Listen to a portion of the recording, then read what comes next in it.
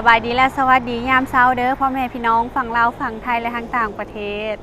มื้อนี้ลมหนาวมาพี่น้องแล้วก็ข้าเจ้าน่ะมาส่งเครื่องของโต๊ะตั้งเฮาแล้วเนาะตอนแรกเมื่อวานนี้เสาซุกให้มีเพิ่นเบิ่งให้พี่น้องนับให้ตอนที่สั่งคิดว่ามันสิบ่หลายพัดมาแล้วหั่นเพราะหลายขนาดตั้งเนาะ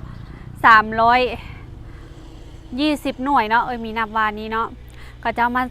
ส่งเฮาก็ต้องนับรถได้พี่น้องเดี๋ยวบาดมือเก็บล่ะมันสิบ่ครบแหละเพิ่นสิใหม่เฮาแล้วเพิ่นสิเอาราคาสูงหั่นนะแล้วก็มีถ้วยบ่วงจานป้าพี่น้องพอดีได้โฮมรถมีนี่แหละที่ว่าเข้าไปเก็บ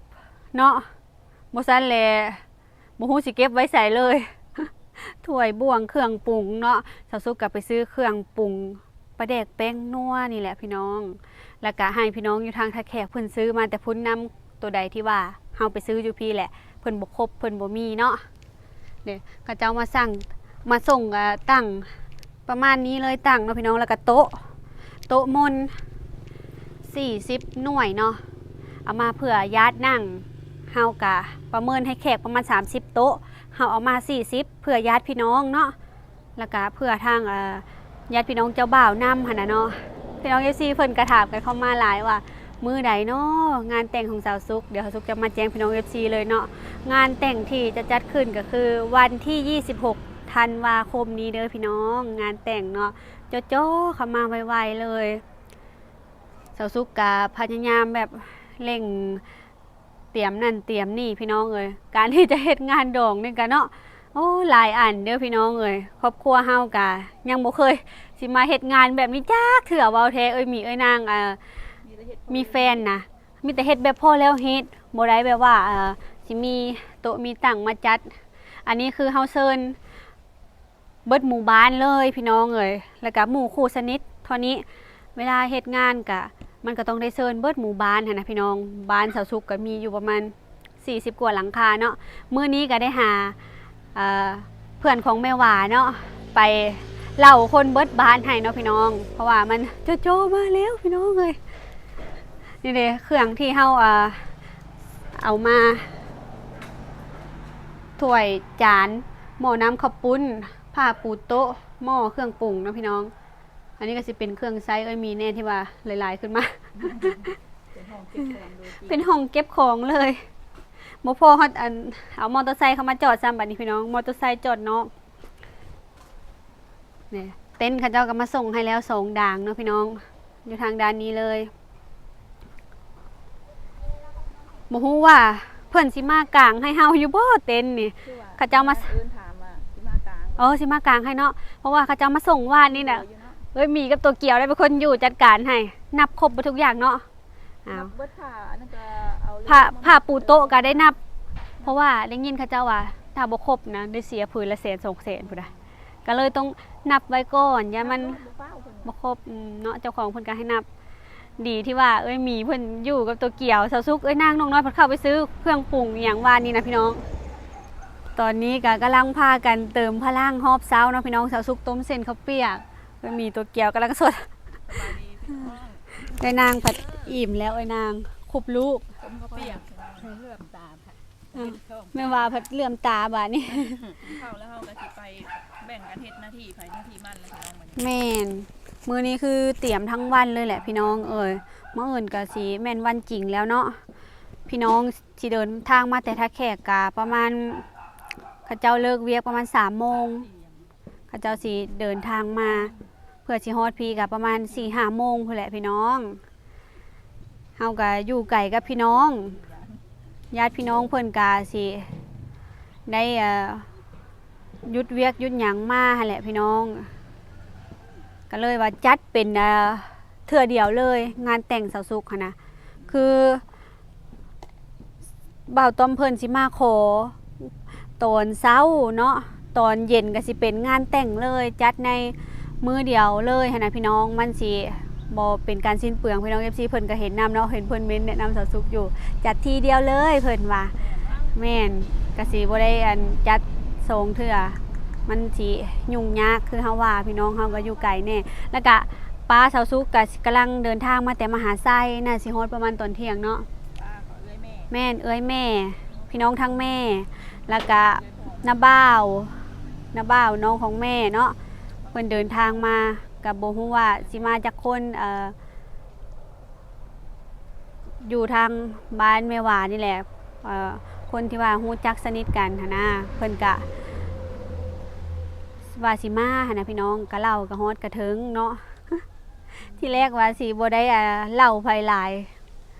แต่ก็มันก็ต้องได้เล่าเบิดบ้านหั่นแหละพี่น้องแล้วก็คนใกล้ชิดญาติพี่น้องหั่นแหละเนาะพี่น้อง FC เพิ่นก็ถามเข้ามาหลายว่าบ่าวต้อมมาทำงานอะไรเป็นอะไรเนาะเพิ่นว่าเห็นใส่สุดลายเห็นพี่น้อง FC เพิ่นว่าอันบางคนก็ว่าทหารบางคนก็ว่าอันกองหลอนแน่ๆใส่สุดลายแบบนี้แม่นเดี๋ยวเขาสุกสิมาตอบในคลิปนี้เลยนะพี่น้องคือบ่าวต้อมเพิ่นเป็นทหารเด้อพี่น้องอาชีพเพิ่นก็คือเป็นทหารนี่แหละพี่น้องเอ้ยผู้รักษาความปลอดภัยมีหลายทหารเนาะอันนี้ทหารอยู่คล้ายแบบเป็นสร้างค่ะแหละพี่น้องที่ว่าเฮ็ดงานทั่วไปได้เบิดแล้วก็ไปลาดตระเวนนำหรือว่าไปสาระเวเพิ่นเอิ้นเนาะไปลาดตระเวนรักษาความปลอดภัยแบบในช่วงที่มีเทศกาลงานหรือว่ามีแบบประชุมอีหยังนี่แหละเฮาก็ต้องได้ไปลาดตระเวนค่ะนะพี่น้องประมาณนี้รักษาความสงบเนาะ สาวสุกหันดีใจซาบซึ้งน้ำใจหลายๆที่สาวสุกลงคลิปไปเนาะพี่น้องที่ว่าแจ้งข่าวดีพ่อแม่พี่น้อง FC เพิ่นก็อวยพรให้สาวสุกเนาะพี่น้องแล้วก็ยินดีนำสาวสุกก็ไปอ่านทุกคอมเมนต์เนาะพี่น้องอาจสิตอบบ่ทันก็ต้องขอโทษขออภัยหลายๆเด้อเนาะสาวสุกหันดีใจหลายๆขอขอบบุญขอบคุณพี่น้อง FC เบิดสุขุสุคนที่เพิ่นอวยพรให้สาวสุกเด้อเนาะสาวสุกดีใจหลายๆแล้วก็พี่น้อง FC เพิ่นก็ทักมาหาสาวสุกเนาะพี่น้องเพิ่นก็ใส่ซองแล้วก็มัดแขนให้สาวสุกเนาะสาวสุกหันป้าตัวดีใจแบบซาบซึ้งจนน้ำตาสิไหลเลยพี่น้องเอ้ยคือเพิ่นใส่ซองให้สาวสุกหัน 10,000 บาทเลยพี่น้อง PFC ตัวยงที่เพิ่นติดตามเฮามาตั้งแต่ต้นหลายปีแล้วเนาะมื้อนั้นเพิ่นก็ให้วันเกิดโตเกียวแล้วผัดเพิ่นฮู้งานแต่งสาวสุกอีกเพิ่นก็ได้ใส่ซองให้สาวสุกอีก 10,000 บาทพี่น้องสาวสุกจนตกใจเลยโหเพิ่นใส่ซองให้หลายขนาดเลยสำหรับสาวสุกพี่น้องตลอดเนาะแม่นเพิ่นสนับสนุนตลอดน้องๆทุกคนเลยแม่นวันเกิดทุกปีเพิ่นสนับสนุนแล้วก็งานแต่งเพิ่นก็ใส่ซองให้อีกสาวสุกหันโอ้ยซาบซึ้งในน้ำใจเพิ่นเนาะแม่ดีใจหลายแล้วก็มีแม่ป้าแสงจันทร์เนาะเพิ่นก็ทักแชทเข้ามาเพิ่นโอนเข้ามาผูกแขนหลานเด้อเพิ่นว่า 1,000 บาทขอขอบบุญขอบคุณป้าแสงจันทร์หลายๆเด้อเนาะแล้วก็ขอขอบคุณป้าสาวสุกเองคือป้าไหวเนาะเป็นเอื้อยของพ่อเพิ่นก็อยู่ไทยพุ่นฮอดถึงเพิ่นแล้วเพิ่นว่าติดธุระเพิ่นว่าน้องมาบ่ได้เพิ่นก็โอนมาผูกแขน 1,000 บาทขอบบุญขอบคุณป้าไหวเด้อเนาะถึงบ่ได้มาเพิ่นก็อวยพรให้แล้วก็ผูกแขนให้เนาะและอีก 1,000 บาทขอกราบขอบพระคุณหลวงนะหลายๆเด้อฝากมาผูกแขนสาวสุกเนาะฝากผ่านเอ้ยหมีมาสาวสุกได้รับเบิดแล้วเด้อเนาะเอ้ยหมีเพิ่นมาแล้วเอ้ยหมีเพิ่นก็มามอบให้เลยเนาะพี่น้องซาบซึ้งในน้ำใจเพิ่นเนาะสาวสุกมีข่าวดีเพิ่นก็ฝากมาใส่ซองบ่ปะบ่ทิ่มพี่น้องขอบบุญขอบคุณหลายๆเนาะที่ฮักแพงสาวสุกคือเก่าเนาะเอ็นดูสาวสุกมีข่าวดีเพิ่นก็ดีใจนำใส่ซองให้ผูกแขนให้ขอบบุญขอบคุณหลายๆเด้อขอให้เพิ่นโชคหมานร่ำรวยยิ่งๆขึ้นไปเนาะนึกเงินให้ได้เงินนึกคำให้ได้คำขอให้เพิ่นอยู่ดีมีแห้งอายุมั่นขวัญยืนเด้อสาวสุกดีใจหลายๆแม่ก็ขอขอบบุญขอบคุณหลายๆเด้อมาผูกแขนให้ทุก ให้อายุมันควันยืนให้ร่ำให้รวยกว่าเก่าเด้อมาผูกแขนให้ลูกทุกแล้วหันเงินคำให้ไหลมากคือแม่น้ำเงิมไหลตึงคือแม่น้ำคลองเต็มเป่าแน่นอั่งเด้อไผ่ซอยดองลูกทุกเด้อสาธุพี่น้อง14 ไม่ว่าก็ดีใจหลายๆพี่น้อง ใจ เล แห้ ย ง ทุกคนในครอบครัวสาวสุกาดีใจนะเบิดเลยพี่น้องเลยแม่นดีใจที่พี่น้อง FC เพิ่นหักแพงเฮาเนาะโมบ่ปะบ่ทิมเนาะดีใจหลายๆสาวสุกันมีกำลังใจขึ้นมาหลายๆพี่น้องเลย เหมือนได้พ่อเหมือนได้แม่ แม่นพี่น้อง FC เปรียบเหมือนพ่อเหมือนแม่เลยเพิ่นน่ะเอ็นดูเฮาตั้งแต่เฮาเฮ็ดคลิปมาตั้งแต่ต้นจนฮอดตอนนี้เพิ่นก็ยังอยู่กับเฮาเนาะดีใจหลายๆพี่น้องเพิ่นก็บอกให้ถ่ายอันคลิปงานแต่งลงให้ชมหน่อยเด้อจะได้มีเฮาสิมีเวลาอยู่บ่ กะสิพยายามน้องสิพยายามแบบเก็บภาพบรรยากาศให้ได้หลายที่สุดเด้อ แม่น น้อง สาวสุกกะนี่แหละที่บางเทื่อก็มีท่านก็สิยื่นโทรศัพท์มีมีเก็บภาพให้หน่อยเด้อ มีแต่ฝากโทรศัพท์ไว้เลย แม่น